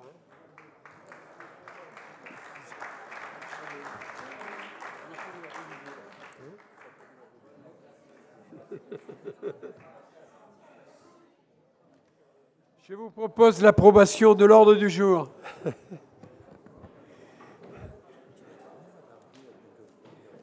Oui.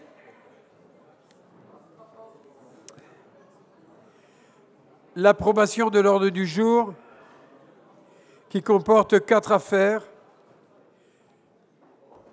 L'approbation de l'ordre du jour en 1. En 2, le bureau de Montpellier Méditerranée Métropole, les modifications de la composition, l'élection des vice-présidents et les commissions, les différentes commissions du Conseil de métropole. Donc, 4 affaires, je mets au voie l'ordre du jour, qui est contre, qui s'abstient, adopté. Affaire 2, Bureau de Montpellier Méditerranée Métropole, modification et composition.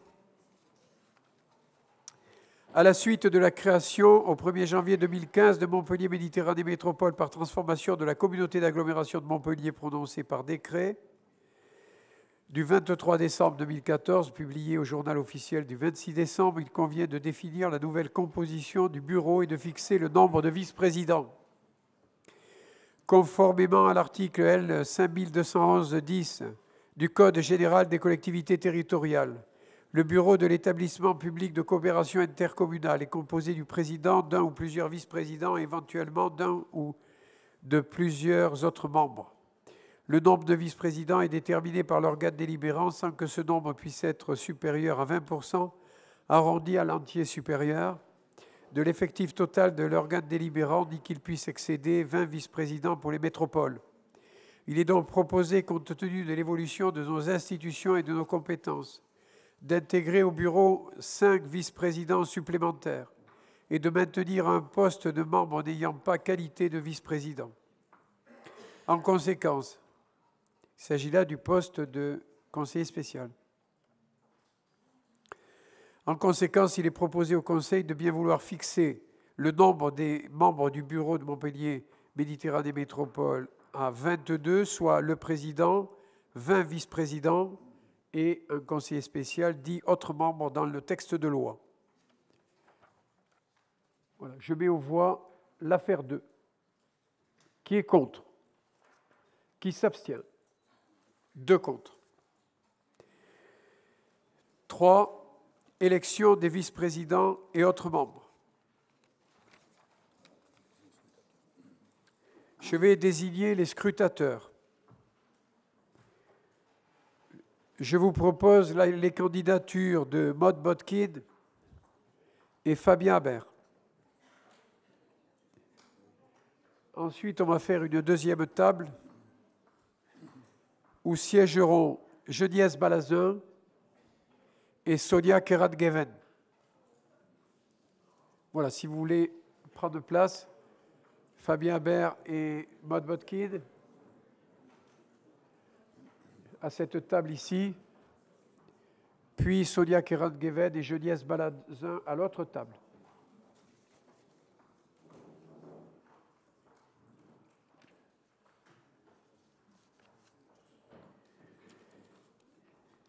Je vais donc proposer à vos suffrages 5 nouveaux membres de notre Assemblée qui auront vocation à devenir vice-président de Montpellier Méditerranée Métropole. Il s'agit d'abord de Madame Régine Hiller, maire de Cournon-Sec. Je vais vous proposer donc de voter et de faire passer l'urne. Il s'agit là de la 16e vice-présidente. Y a-t-il d'autres candidats? Pas d'autres candidats. Une seule candidature, Régine Hiller, maire de Cournon-Sec.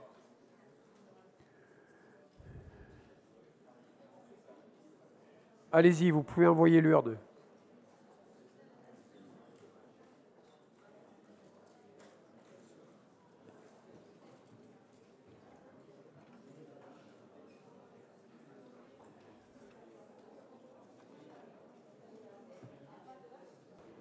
Je passe au vote du 17e vice-président.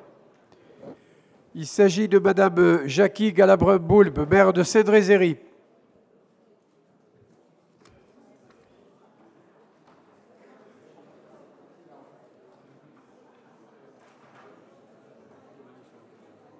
Y a-t-il d'autres candidats? Pas d'autres candidats. Madame Jackie Galabrin-Boulbe est la seule candidate.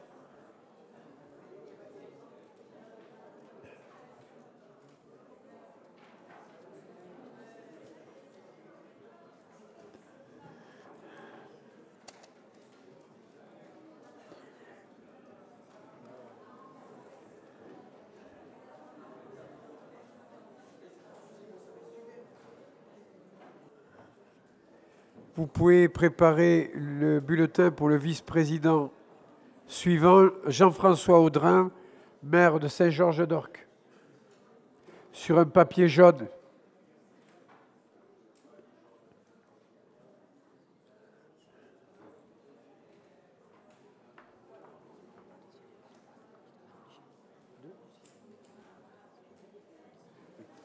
Y a-t-il d'autres candidats pour le 18e vice-président? Il n'y a qu'un seul candidat, M. Audrin. On peut envoyer le vote sur le 18e vice-président, Jean-François Audrin, maire de Saint-Georges-d'Orques.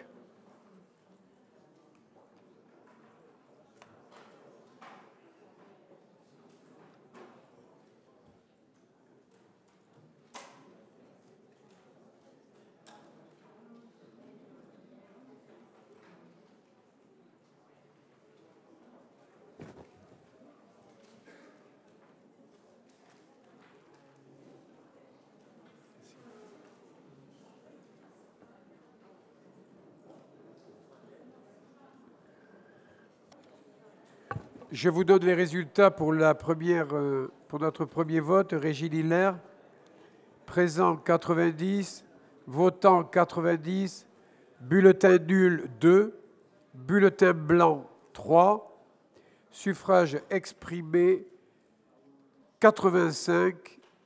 Madame Hiller est élue.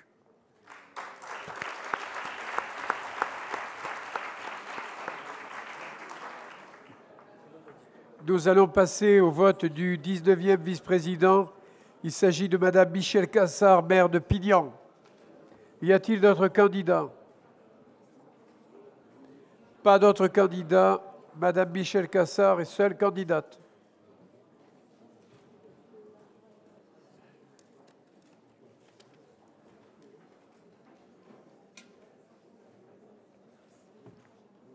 Je vous propose de partager les résultats du 17e vice-président, Madame Galabreun-Boulbe, Jackie, maire de Saint-Drézéry.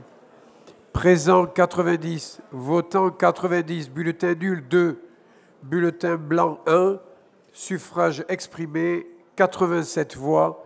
Madame Galabreun-Boulbe est élue.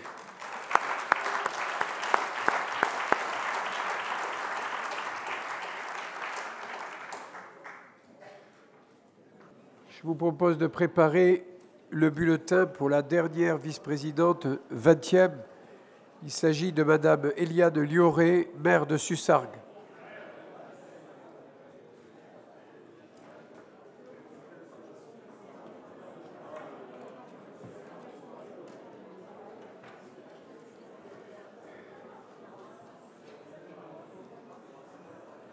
Je vous donne les résultats pour Jean-François Audrin, maire de Saint-Georges-d'Orques.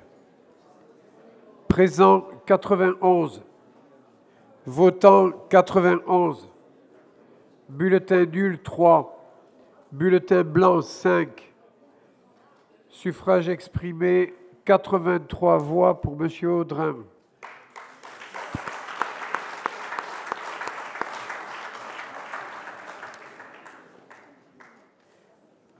Je vous donne les résultats pour la 19e vice-présidence. Madame Michèle Cassard, maire de Pignan, présent 91, votant 91, bulletin nul 5, bulletin blanc 15, suffrage exprimé 71. Madame Cassard est élue.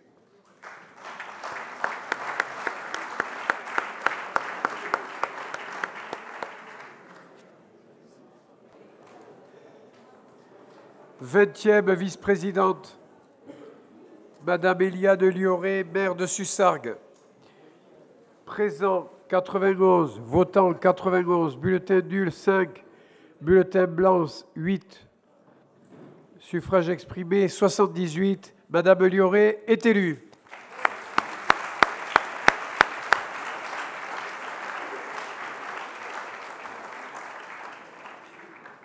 Avant de passer à la dernière affaire de l'ordre du jour, qui indique l'intitulé précis de toutes les commissions,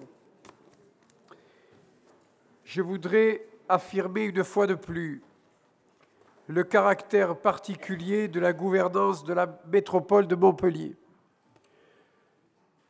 Vous venez d'élire 20 vice-présidents, 10 hommes et 10 femmes. La loi ne nous oblige pas à la parité. Cependant, j'ai souhaité que l'exemple soit montré par la métropole.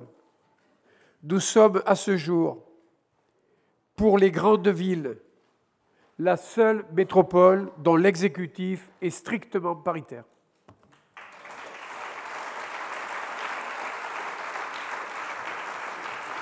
Je passe à l'affaire 4. Je vais vous donner lecture de toutes les commissions. C'est un peu fastidieux, mais il faut le faire.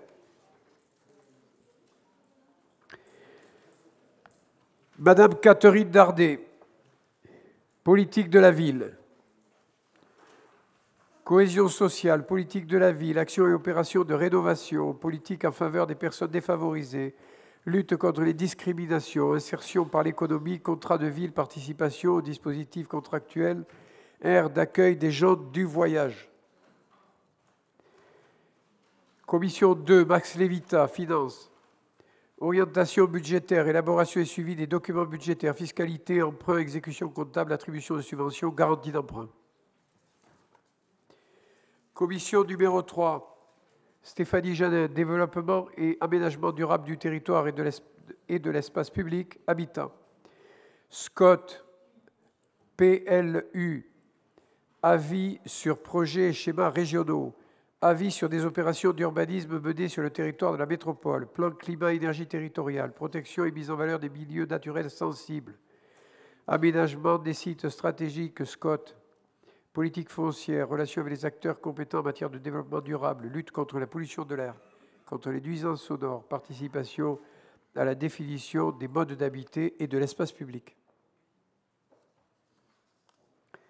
Cyril Meunier, prévention et valorisation des déchets, propreté de l'espace public. Collecte, traitement et valorisation des déchets ménagers. Action en faveur de la valorisation et de la réduction des déchets, mise en œuvre du plan départemental. Gestion et post-exploitation du TOT et des Molières. Centre de stockage des déchets ultimes. Réalisation et exploitation de l'unité de méthanisation. Gestion de la plateforme de Gramont pour les déchets verts. Gestion des points propreté et points verts. Gestion des règles de collecte, propreté de la voirie et des espaces publics. Isabelle Guiraud, administration générale, contentieux, affaires juridiques. Assurance, commission d'accès aux documents administratifs, commission consultative des services publics locaux, contentieux, archives, dématérialisation des arrêtés et procédures, marché de fournitures, maintenance des bâtiments administratifs, travaux d'aménagement et de rénovation des bâtiments de Montpellier Méditerranée Métropole, gestion du parc automobile, gestion du patrimoine immobilier de la métropole, aménagement et équipement des bâtiments de Montpellier Méditerranée Métropole, gestion acquisition de bâtiments et participation au syndic de propriété. Laurent Jaoul, proximité, relations usagers, complexe funéraire, chasse et pêche. Définition, délégation et contrôle du service funéraire de Montpellier. Aménagement, extension et équipement du centre funéraire. Création de sites sidéraires d'intérêt métropolitain. Ça, c'est la création du cimetière d'intérêt métropolitain, dans lequel seront répartis à leur juste proportion les carrés de toutes les confessions. Guichet unique de proximité, gestion des réclamations, relations avec les fédérations de chasse et de pêche. Bernard Travier, culture, politique culturelle, archéologie, création et gestion d'équipements culturels, soutien au enseignement musical, théâtral, artistique, soutien aux institutions culturelles, aide à la diffusion théâtrale, soutien aux musiques actuelles, soutien aux initiatives, pratiques et manifestations culturelles, relations avec les organismes et associations culturelles, suivi du fonctionnement de l'aménagement et des équipements culturels, musée Fabre, musée Henri Prade, ONM, Opéra Comédie, Agora de la danse, CDN, 13 vents, etc. Relations avec l'éducation nationale. Isabelle Gianiel, transport et mobilité. Politique des déplacements urbains. Études et réalisation de lignes de transport en commun. Définition, délégation et contrôle de l'exploitation du réseau de transport. Relations avec les exploitants. Développement des services liés à la mobilité. Développement des modes de déplacement actifs. Développement de l'intermodalité en lien avec les autres autorités organisatrices des transports, parcs et aires de stationnement, création et entretien des infrastructures de charge nécessaires à l'usage des véhicules électriques ou hybrides rechargeables. Rabi Youssous, voirie, espace public, création, aménagement, entretien des voiries et espaces publics liés à tout mode de déplacement, règlement de voirie, conservation et gestion de l'occupation du domaine public, gestion, réalisation, maintenance du jalonnement directionnel, gestion, réalisation et maintenance de l'éclairage public. Jean-Luc Messonnier, sport et tradition sportive. Politique sportive, construction, aménagement et gestion d'équipements. Développement de la pratique de la natation et du patinage. Soutien des clubs sportifs de haut niveau. Soutien aux manifestations sportives. Soutien aux initiatives, pratiques et manifestations sportives. Relations avec les associations et les clubs. Action en faveur du maintien des traditions sportives. Tambourin, trophée taurin, joutes, etc. Isabelle Touzard, agroécologie, alimentation, politique alimentaire, économie agricole et viticole, filière bio, circuit court et maraîchage, relations avec le pôle d'excellence agronomique Agropolis, suivi et contrôle du contrat de gestion du marché d'intérêt national du MID, du marché gare, et installation des agriculteurs. Pierre Bonal, ressources humaines, effectifs, recrutement, formation, gestion prévisionnelle, paie et rémunération, relations sociales, régime indemnitaire, élection des CT, CAP, CHSCT, frais de mission et de représentation des élus. René Revol, service public de l'eau et de l'assainissement, politique du petit cycle de l'eau, ressources, distribution, collecte et traitement de l'eau, gestion et exploitation des services publics de l'eau potable, de l'eau brute, du baron de Languedoc. Élaboration et mise en œuvre des schémas directeurs d'eau potable, d'eau brute. Élaboration des zonages. Développement et renouvellement du patrimoine de production et de distribution d'eau potable et distribution d'eau brute du Baronne et de collecte de traitement des eaux usées. Relations avec les prestataires et délégataires. Représentation au sein des syndicats d'eau potable du territoire métropolitain. Représentation dans les commissions d'études et de concertation. Chantal Marion, développement économique, enseignement supérieur et recherche, innovation internationale, artisanat. Animation et accompagnement du développement économique, action en faveur de la création d'entreprises, prospection, accueil et implantation d'entreprises nouvelles, création, aménagement et gestion des parts d'activité, relations internationales. Pascal Aglo, les relations internationales sont liées à l'économique de façon permanente. Enseignement supérieur, relations avec les acteurs relevant des pôles d'excellence, participation aux pôles de compétitivité, French Tech, représentation auprès de l'organisme concessionnaire de l'aéroport, développement du tourisme, relations avec les offices du tourisme, manifestations, salons, congrès à vocation touristique, ville intelligente, nouvelles technologies, équipement, maintenance et formation informatique des services, dématérialisation et administration. Domotique et bâtiments intelligents, réseau très haut débit, mise en œuvre du schéma directeur d'aménagement numérique, relations avec les chambres consulaires, suivi de la commission départementale d'aménagement commercial, CDAC. Noël Ségura, logement, politique du logement et sa mise en œuvre, plan local de l'habitat, PLH, aide à la réalisation de logements sociaux, relations avec les organismes en charge du logement social, action en faveur de la rénovation des logements existants. Garantie d'emprunt pour la réalisation de logements sociaux, action en faveur de la mixité sociale. Régis Liller, et là nous abordons les 5 vice-présidences nouvelles. Régis Liller, gestion des temps, accessibilité, autonomie et handicap.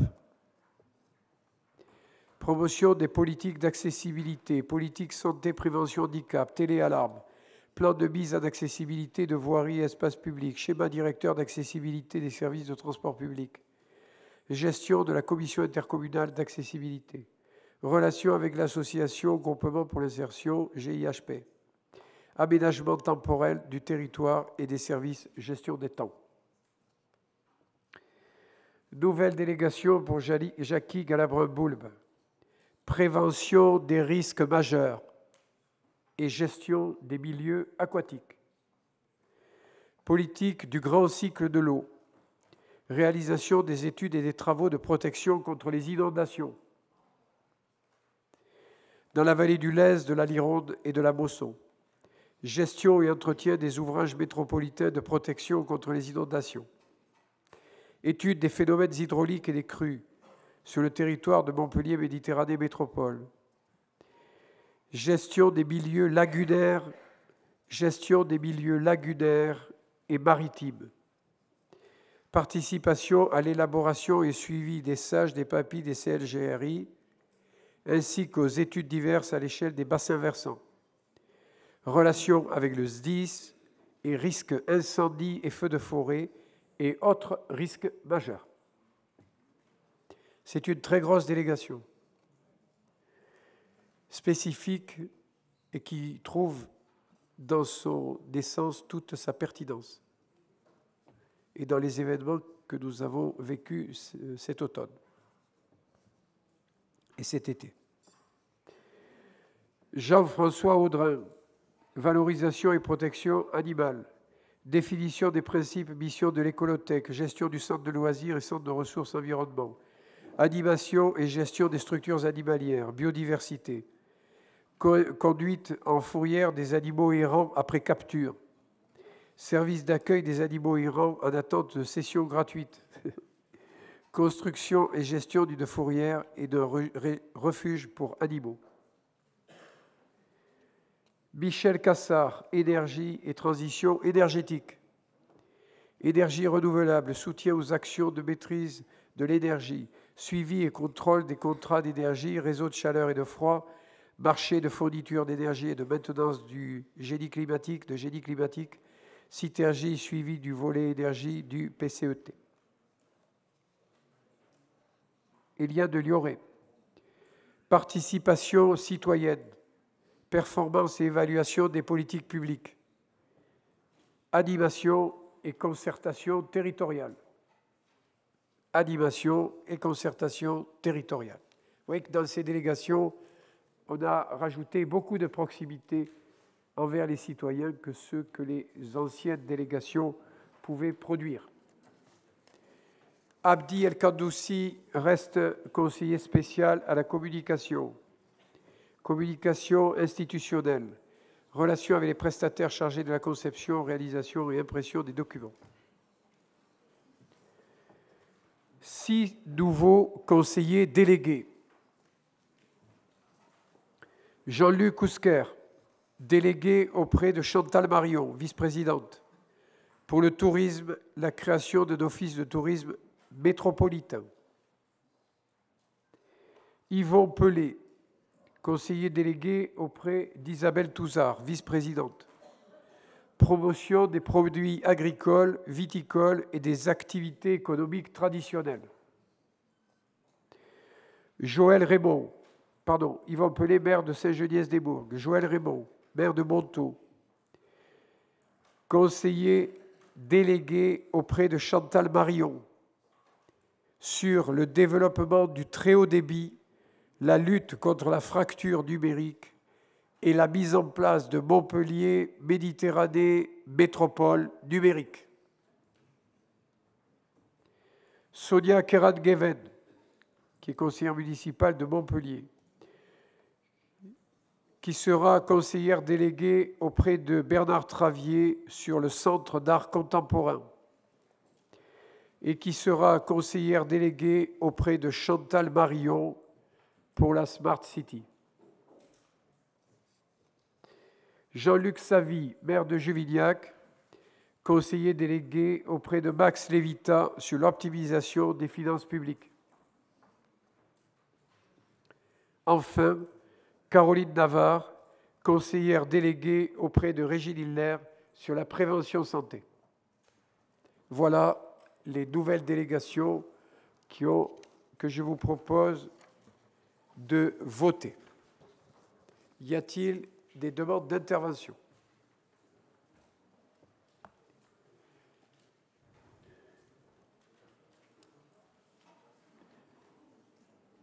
Je mets aux voix la proposition. Qui est contre? Qui s'abstient? 2 abstentions. Adopté à l'unanimité des exprimés.